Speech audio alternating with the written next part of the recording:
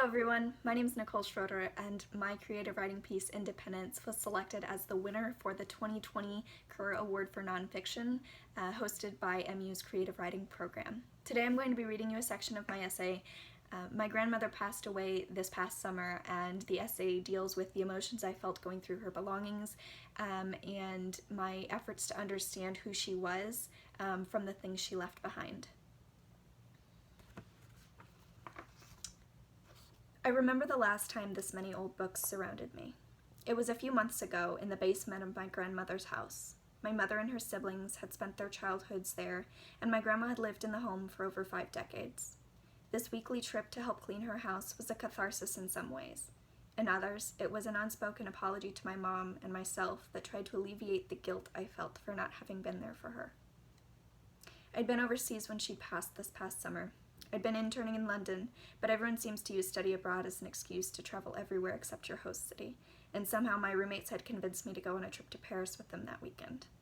I'd spent the days before going between booking tickets and fielding calls and texts from my mother in Independence, between trying to figure out French pronunciations and trying not to cry so much in front of my friends that they became uncomfortable.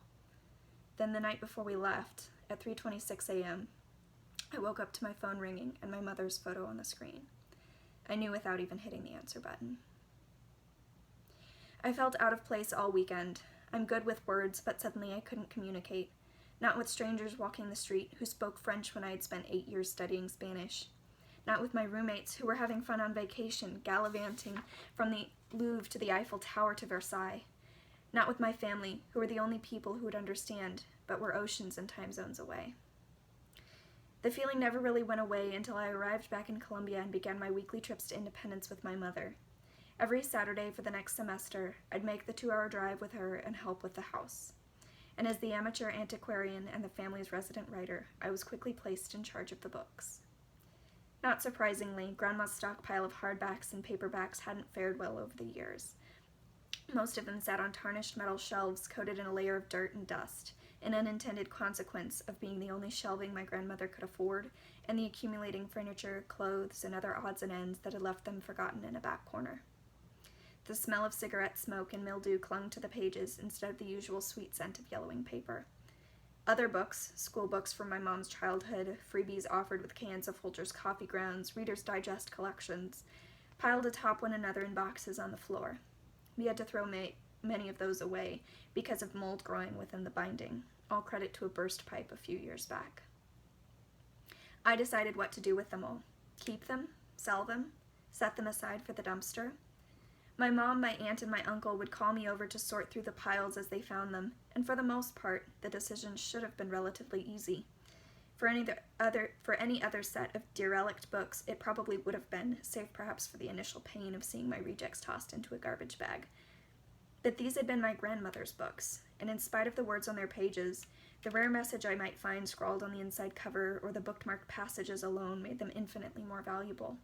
How could I get rid of any of these stories when they might have meant so much to her?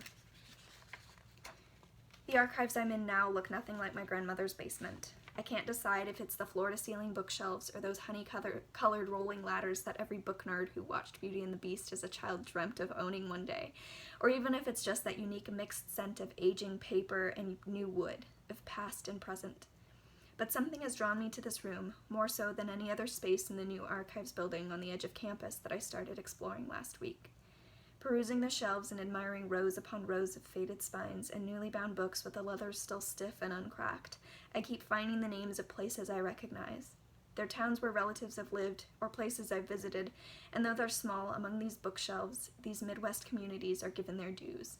St. Joseph, Lee's Summit, Kingdom City, Independence. Thank you. I hope you enjoyed.